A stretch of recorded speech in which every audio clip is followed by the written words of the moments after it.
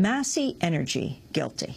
That's the conclusion of an independent state probe in West Virginia that says the mining giant Massey Energy was responsible for the April 2010 explosion that killed 29 workers. In stark language, the report concludes, quote, "The story of Upper Big Branch is a cautionary tale of hubris. A company that was a towering presence in the Appalachian coal fields operated its mines in a profoundly reckless manner, and 29 coal miners paid with their lives for the corporate risk-taking." The probe was overseen by Davitt McAteer, a former head of federal mine safety. It echoes preliminary findings by federal investigators earlier this year that Massey repeatedly violated federal rules on ventilation and minimizing coal dust to reduce the risk of explosion, and rejects Massey's claim that a burst of gas from a hole in the mine floor was at fault. The report also notes Massey's strong political influence, which it uses, quote, to attempt to control West Virginia's political system and regulatory bodies. To discuss the report, we're joined by Davitt McAteer, the lead author of the Massey report. He's former Assistant Secretary of Mine Safety and Health Administration, now Vice President of Wheeling Jesuit University in West Virginia. Massey Energy did not respond to Democracy Now!'s repeated requests for comment. Davitt McAteer, welcome to Democracy Now!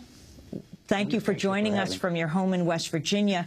Talk about the major findings in your report.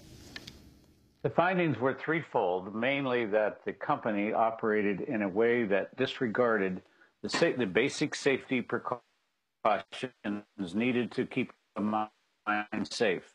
That's the ventilation system was not maintained properly.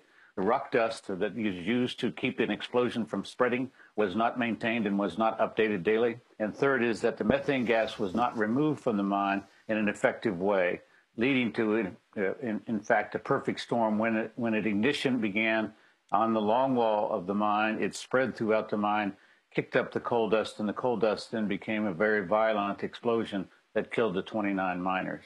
Now, Massey's statement, and we wish they had joined us on the show, but their statement on your report says we disagree with Mr. McAteer's conclusion that this was an explosion fueled by coal dust. Again, we believe the explosion was caused by a massive inundation of methane-rich natural gas. Our experts feel confident coal dust did not play an important role.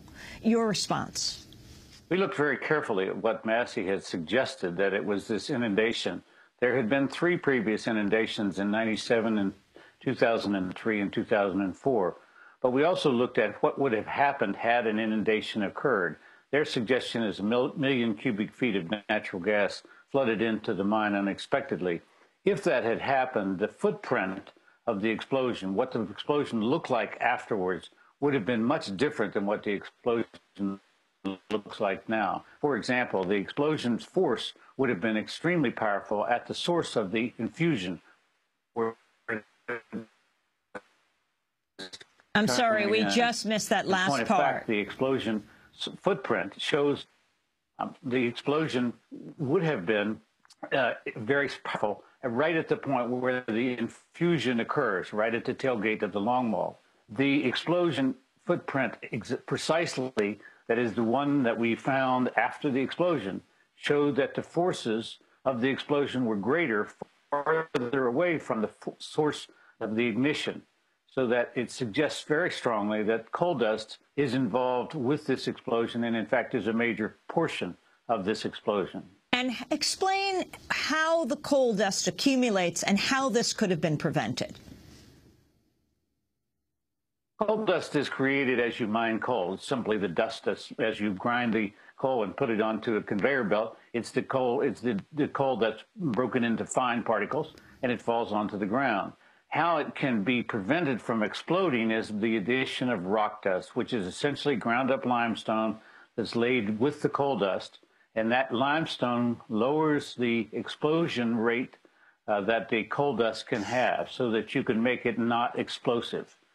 The failure to have a rock dusting system that was in operation at the time, the failure to keep rock dusting in place, was a basic fundamental safety failure that every industry, every representative of the industry knows, have to do that to keep an explosion from spreading throughout the mine. We're talking to Davitt McAteer, lead author of the Massey Report. He's joining us from his home in West Virginia. I hope you'll bear with the problems with the sound. You say miners didn't have air and that Massey didn't care. Explain.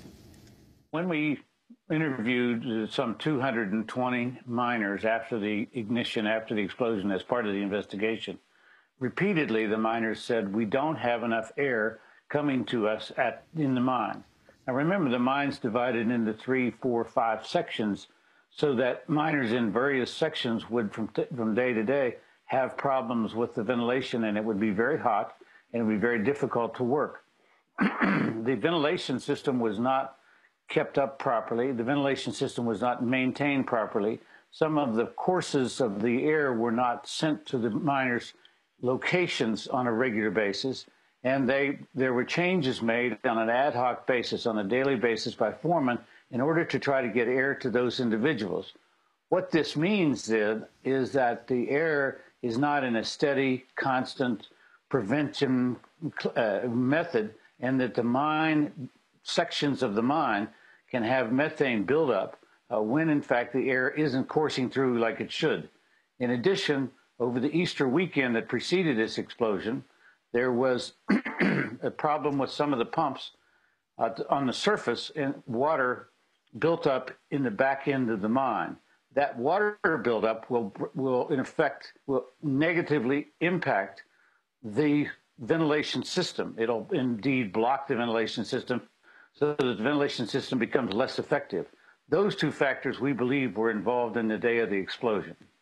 You report, Davitt McAteer, that most of the coal miners who were killed, the 29, who varied in age from 25 to 61 years old, had black lung disease. Explain what that is and the significance of this. Black lung disease is a disease that coal miners have suffered for centuries, and it is essentially the inhalation of submicron particles of dust that adhere to the lungs and create an ability of the lungs to exchange oxygen. It occurs in miners who are exposed to levels of coal dust that are above the standard level, 2.0 milligrams per cubic meter. And it occurs in this instance, we found in this group of miners, some 26 of the miners had some sign of black lung, and that is an astounding number when you consider that as a general matter, in the population of the country as a whole, it's 3%, and in the population of West Virginia, it's roughly 6.5 or 7%. We were shocked by this finding, and shocked by the age of the miners who had it. These are quite young miners, and these are some miners who don't have much experience underground. So it was disturbing to us, and it is disturbing to us, that we have this potential problem and something that we need to look at very carefully. You also note Massey's control of the political system in West Virginia, of the regulators, and you talk about Blankenship. But start with this level of control. Well, it's not unlike in any state. When you have a large industry, that industry has some say-so in what functions in the functions of the state government. They have access to the political figures. They have access to the regulatory figures. If we were in Iowa, the agricultural industry would have the same access. In West Virginia, coal is the dominant industry, and it has access to this. Mr. Blankenship, excuse me, utilized this access on a regular basis, and he did so quite publicly. And he utilized that to suggest that his policies and the policies of contesting every violation, for example, were good policies, and policies which, in point of fact, that they wanted to follow. So they performed a very confrontational approach to the regulators, both on a federal and state level. And that meant that the inspectors were challenged when they were underground. They challenged the citations that were written. They spent more time challenging the citations than they did fixing the problems. But he made it a practice to do that. Don Blankenship has stepped down. He received $2 million when he retired at the end of last year, expected to receive another $10 million in July, expected to stay on as a consultant. Other top officials are staying on as well. What about their culpability, Davitt McAteer? Well, the culpability on a criminal level is decided by the U.S. Attorney, and they have an ongoing investigation.